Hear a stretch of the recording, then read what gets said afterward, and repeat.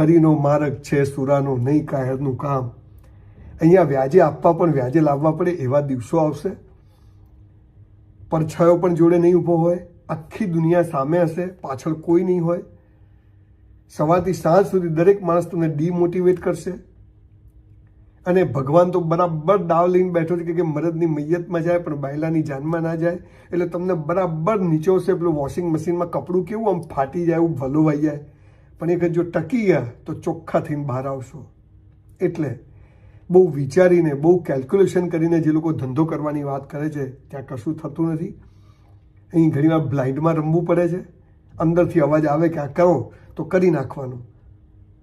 અને એમ થાય કે બધા કહે છે કે કરો, પણ આપણે એમ થાય કે નથી કરવું, નહીં કરવાનું. છેલ્લા ઘણા સમયથી હું કેટલાય લોકો શેર બજારના બિઝનેસમાં એને બિઝનેસ ગણે છે, એકચ્યુઅલી સટ્ટો છે. તમે કંપનીમાં શેર ભરો અને બધું કરો, મને તો ખબર નથી.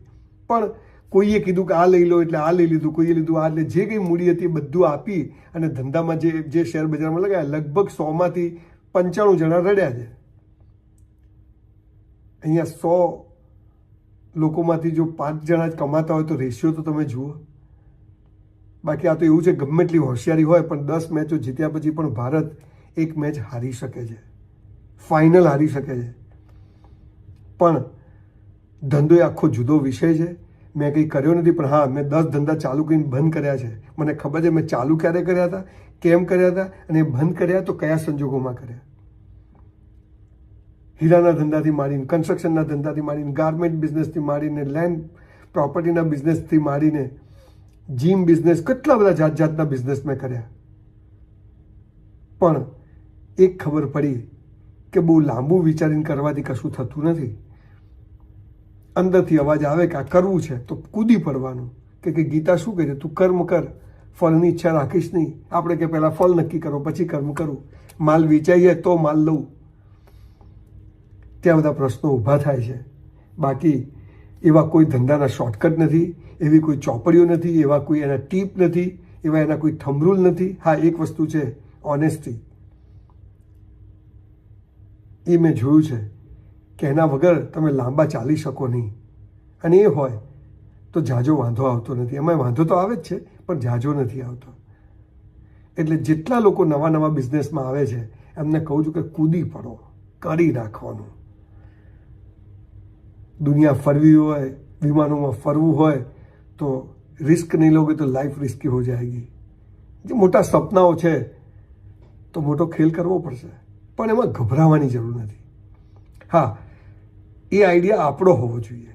આ પાયાની વાત છે, આખી દુનિયાનો નહીં કે કોઈ સગા ભાઈનો કે ભાગીદાર. આપણો પોતાનો આઈડિયા હોય ને આપણને એમ થાય કે આને આપણે મસ્ત રીતે પાર પાડીશું, પછી પડવું ના પડવું એ હરી ઈચ્છા છે. બાકી ગમે એટલી મોટી કલ્પના આવે ને તો સમજો કે એ કલ્પના કરવાવાળો, એ વિચાર આપવાવાળો પણ ઉપરવાળો ઈશ્વર છે.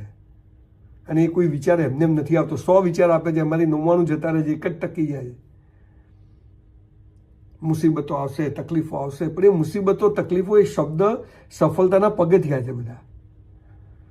રાતે ઊંઘ નહીં આવે, ઊંઘમાં ચમકીને જાગી જશો. સવાર કોઈને 5 કરોડ આપવાના, 5 રૂપિયા ખિસ્સામાં નહીં હોય એને શું કહીશું? બેંકવાળા, વ્યાજવાળા ઘરે આવશે. ગમે એટલી તમારી ઇજ્જત હોય, પૈસાવાળા કશું નહીં સાંભળે. પૈસા જોઈએ, આનો જવાબ આપી શકવા જોઈએ.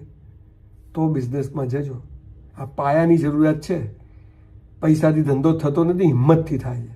પણ જેનામાં આ ગુણ હોય, હા, મારે કોઈનો રૂપિયો રાખવો નથી, મારે દરેકને દઈ દેવો છે, વહેલું મોડું ચાલ્યા કરે. આ તો ચેન છે, એક તૂટે એટલે બધી તૂટે.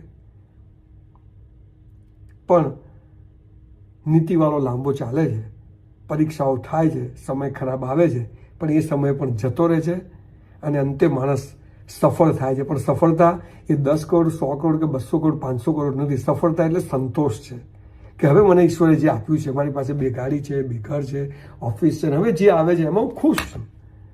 આ સમજણ એ સફળતા છે. અને એ આવે ત્યારે માણસે પછી કોઈ સાહસ કરવું જોઈએ નહીં, પછી કોઈ રિસ્ક લેવું જોઈએ નહીં.